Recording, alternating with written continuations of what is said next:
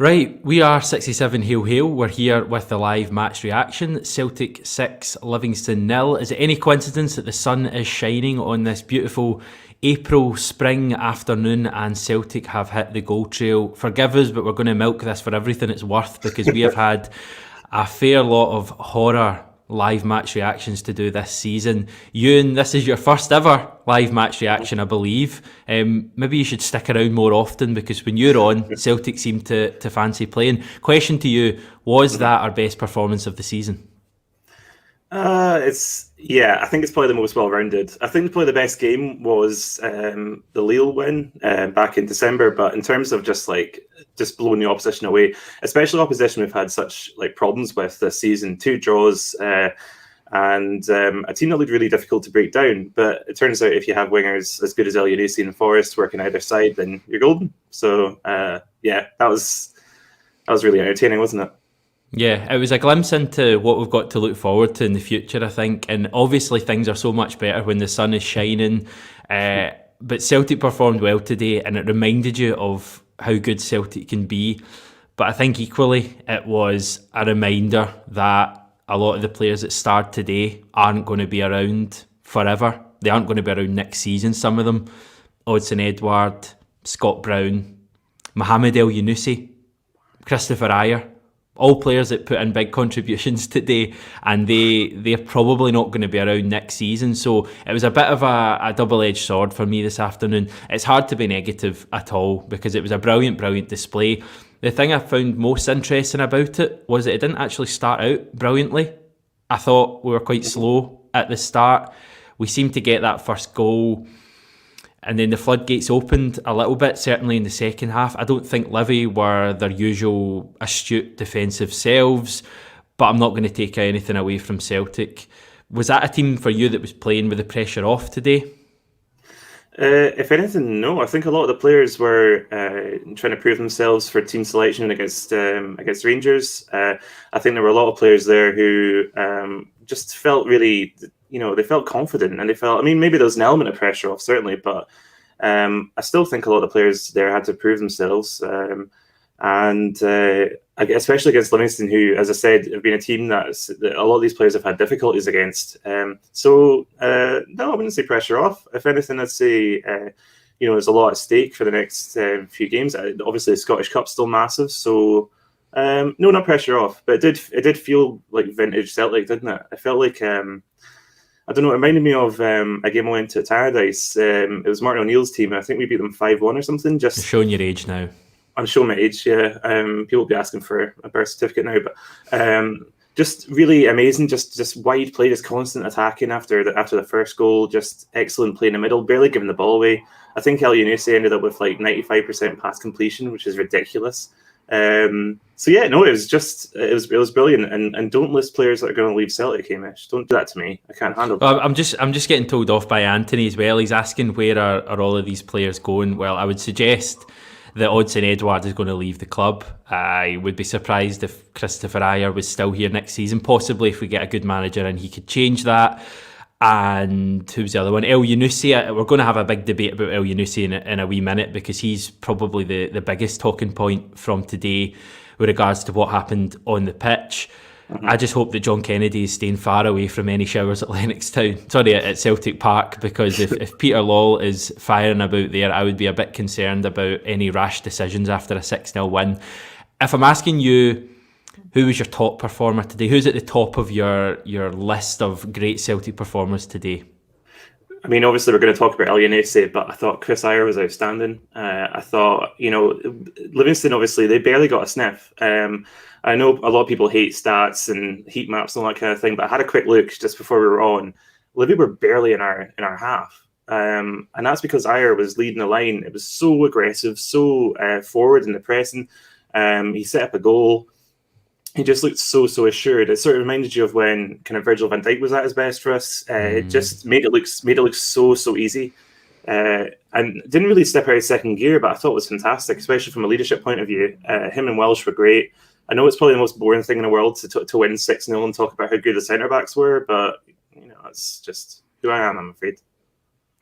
There's definite comparisons to be made between Ajer and Van Dijk I'm not saying that Ajer is anywhere near the level Van Dijk is, or even the level Van No, Dijk no. was when he was playing for Celtic.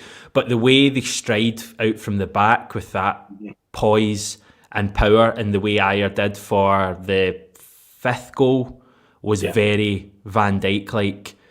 Is he the best centre-back we've had since Van Dijk? I know it's kind of Boyata fever at the moment because we ran an article yesterday because Boyata did a podcast. If you haven't seen it, Boyata did a podcast talking about leaving Celtic, and I think that's maybe created a little revisionism in my head because I know he could blow hot and cold, but since Van Dijk, I think maybe on balance in terms of consistency, yes, I'd say so. He just makes it look so easy, which is kind of remarkable, given how much he's come on, especially over the last 2 years. And I'm not, again, when I compare him to Van Dijk, I'm not saying he's at that level, but it was a Van Dijk-esque performance today, and it's something that he's been building towards for all these like roving runs into the opposition box, getting into attacking areas, even getting on the wings at points as well, and letting John Joe Kenny kind of cut inside. It was fantastic. He's a really, really talented player. I think he's actually gone under the radar a lot this season because we've been so poor, and in general, a defence that he's been part of has been so poor. I actually think Christopher Ajer's game has come on a lot over the last 18 months or so. I don't think he's nearly as rash anymore in the tackles he makes. He's always been good coming out from the back, powering through, because when we signed him, he was a midfielder, wasn't he? And he was a galloping midfielder, a box-to-box midfielder. So he's always had that to his game. I would love to think that we could keep hold of Christopher Ajer. I just get the impression that he will want to move on at this stage. But I suppose that's one to be talked about at another time. What about his fellow compatriot then, his fellow Norwegian, Mohamed Elyounoussi? I'm gonna let you gush about Mohamed Elyounoussi, and I'm sure we'll get loads of comments gushing about Mohamed Elyounoussi, and there's been loads on social media, and then I'm going to drop in a wee stinger at the end, so take it away. Right, okay, so anything I say now is going to be redundant in about a minute and a half, is that? No, not at all. I've just got a wee one I want to throw in there at the end. Okay. He was outstanding today. He's been fantastic for the last few weeks in particular. I know he frustrates a lot of supporters because he can be quite inconsistent, but I think, the position he plays, he's not always going to be in the game the entirety of the time. It depends a lot of time on who our opposition is and how they're lining up. But in games where he's got even a modicum of creative freedom, he's absolutely brilliant. 2 goals, 2 very well taken goals, another chip, which is always nice to see. He just links so well with Edward, who was coming in deep to provide opportunities. I just think he's a fantastic technical player. It honestly staggers me that Southampton have never really given him much of an opportunity because he's obviously especially so talented. when you see them struggling, and you see a player like Armstrong, who I think's a good player, doing well for them. Elyounossi's, for me, probably a more talented player than Stuart Armstrong. Maybe that's controversial, but yeah. I think you could definitely argue that. I think he's probably, from a technical point of view, he's maybe a better player than Stuart Armstrong. As much as I love Stuart Armstrong, I take a picture of him to the barber with me. But he, Elyounoussi is just, if we can sign him for, I don't necessarily believe the reports that we can get him for 5-6 million. I think Southampton are shrewder than that, and I don't honestly know what the situation there is. But I think if we can get him for that price, he would give us a few excellent years on the wing. People forget he's in his mid to late 20s now. He's 26, so the resale value maybe isn't what Celtic will want, but I think in terms of just immediate impact over the next few years, fantastic player. And he showed that again today. He's just so dynamic and so attack focused, and so his vision is excellent. It's been an underrated quality of his, and it's just good to see him getting a consistent run of really good performances, because I think that vindicates what a lot of us have been saying about him the whole time. If it comes down to a price war for Mohamed Elyounoussi, how much would you be prepared to pay to sign him permanently in the summer? Me personally, would you pay 10 for him? I mean, I don't want to be boring, but we don't necessarily know the budget that Celtic will have. But I think I'd probably push the boat out to maybe 8 or 9. I think you're looking at a sort of Edward price. Just because he's a wee bit older. I mean, obviously 26 isn't old, but in terms of a footballer, he wouldn't have tremendous resale value, which I think Celtic is, there's someone they're looking at, especially when they sign players for substantial fees. So I'd say 8 or 9. I think if we get him for 5 or 6, it's an absolute bargain, because of days like today. And people will say, "Oh, it's only Livingston," but they're a team we've had massive problems against. So we need players who will unlock defences like that in domestic competitions. So he'd be well worth it. What about you? Yeah, I hear what you're saying, but it's only Livingston, and that's the point. That's the point I want to make. And for the record, I would sign Euan this summer, and I would actually, for the record, push the boat out and sign him for. I'd sign him for a record price. I think it was 9 million for Edwards, our current record. I would pay £10 million for Mohamed Euan because I think he's a very talented player who could be our left winger. He's proven he can play at a European level. He's a Norway international. He would come in and know what to expect at Celtic, and we'd know what to expect from him, so there'd be no real risk there, I don't think, short of him picking up a terrible injury, which is always a risk you've got. But the caveat I wanted to throw in there is genuinely that he seems to put in a lot of his best performances and a lot of his best goal scoring performances against teams that aren't very good or in games that maybe aren't quite as important. A lot of braces that I remember him scoring, a brace is 2 goals, by the way, like today, like KR Reykjavik, I think at the start of the season. I remember one against Ross County in a 6-0 win, I think last season. That's not to say he hasn't scored big goals for Celtic, but I think in general, in the big games, he's flattered to deceive a little bit. I know he scored against Rangers a few weeks ago, but previous games against them, he's not really ever shown up. European games, I don't know if he's ever really hit the level we expect of him. So that's the only thing I'd throw in there, that everyone's going all crazy about him after scoring a couple of goals and a dead rubber at home to Livingston. I'd like to see him do it consistently in big games. But having said all that, I still would sign him. I hope I've not come across too negative there, because I know the opinion amongst the Celtic support is that they'd like to keep Euan. What about James Forrest then? Great to see him back. Great to see him scoring again. Outshone his younger brother Alan. Yes. But it wasn't all good news, because he went off injured after about an hour. He limped off. Didn't seem to be terrible injury, but when it's James Forrest, you're always a bit concerned. He gave us so much in this match, and against Falkirk. And I think there's a section of the Celtic support who absolutely adore him, and others who are a bit more lukewarm on him. I think he's brilliant. I think he's contributed so much to us throughout most of his career, but especially the last few seasons in terms of goals and assists. He makes us much better to watch, I think.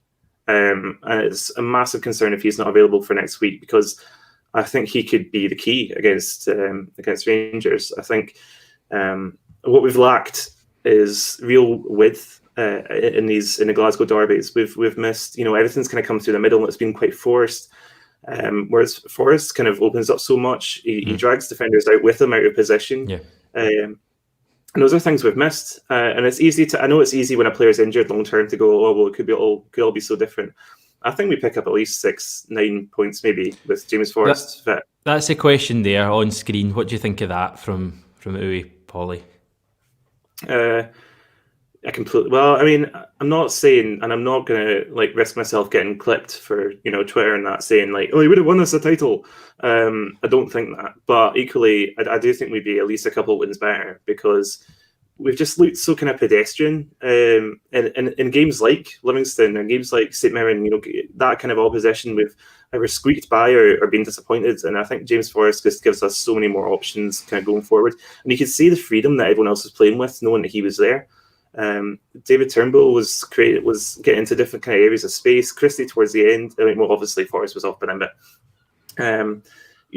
Edward didn't, probably didn't make the impact a lot of folk would have wanted today, but I thought he had a decent game playing off Forrest and Euan. You just see the impact he makes. And it'll be against Livingston still, but these are the games that win you titles most years. So no, I love James Forrest. Always have. Always will. Always will.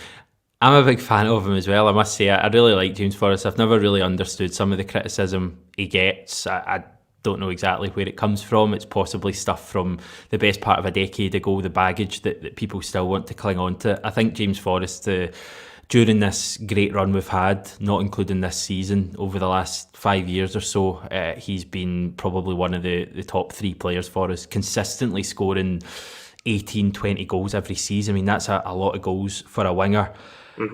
Something pointed out to me on Twitter that I just wanted to draw your attention to. I thought it was quite interesting. If we win our last 4 games, which is obviously a big if, we'll finish on more points than Brendan Rodgers' second season in the league, and also only 3 points behind his third season, which is really strange. I don't know what exactly it tells us. It probably tells us that we were really actually quite consistent at the start of the season. I think we only dropped 2 points out of our first 8 or 9 games prior to that first derby against Rangers, and it maybe tells us we were really, really lacklustre in our second season under Rodgers. But just wanted to raise that one. Final point I wanted to talk about, that I think it was Mazar Yusuf was getting in touch. Hi Mazar, thanks for watching.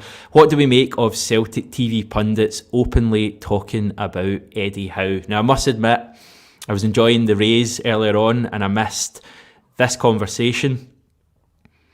A lot of people reading stuff into it, suggesting that this perhaps means that the Eddie Howe chat is back on. We've been taking a wee break from it on the channel over the last few days because nothing's been happening. Any thoughts on this, Euan? I mean, to be entirely honest, I kind of missed it as well. But I think as a concept, it's fine. I think it's pretty interesting because you would have thought that pundits and commentators will have like a certain list of things that they're not really meant to talk about going into a match. I just wonder if there's a fine line nowadays, because it's obviously still Celtic TV, but it's not really Celtic TV now. I think it's the Path to Paradise, which I think is something different, and I think it's been run by Sunset and Vine. And I think as a result, this season in general, there's been more, I don't want to use the phrase contentious issues, but they've maybe touched on issues that they wouldn't normally have done in the squeaky clean Celtic TV from years ago. Yeah. So I don't know, without wanting to burst everyone's bubble, I don't know if I would read too much into this. But again, for the record, I don't think we should be getting worried about the Eddie Howe situation as much as maybe some Celtic fans have been. I understand why everyone's quite touchy at the moment. I'm still relatively confident that Celtic will get this over the line. I know, me too. I think it's just different now because we're so used to it being a longer process. But because of 24-hour news, I think, and because of social media, like any update becomes massive news. Whereas I think before it would have just been a case of, well, we'll see what happens in a few days. I think it's because everything's so instantaneous now, and I blame Jim White to an extent for that, just for different reasons. But because the sports, like football news, is so fast, I think we're kind of expecting everything to be happening really quickly when that isn't the reality of it. And you get outliers like Chelsea sacking Lampard and then hiring Tuchel. We've never been that kind of club. So yeah, I'm not reading into it too much either. I'm just disappointed that there was no mention of the fact that it's Willow Flood's birthday today, either during the game or on Twitter. Nothing. You've kind of shocked me with that. I'm usually on top of the old birthdays, but there's not been a mention at all. What age is Willow Flood nowadays? Must be touching 40. Yeah, I didn't get to that point. I just saw the date.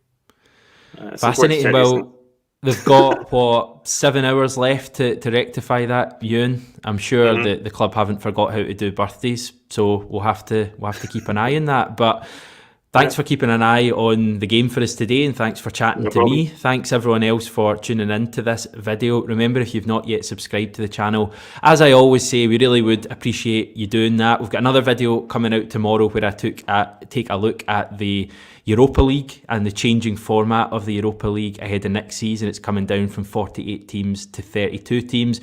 Find out how that will affect Celtic. I think that video is going up tomorrow evening. We'll have loads more next week. Any news that breaks at the club, we will be first with a video on the channel and of course at 67hailhail.com. Thanks everyone for watching.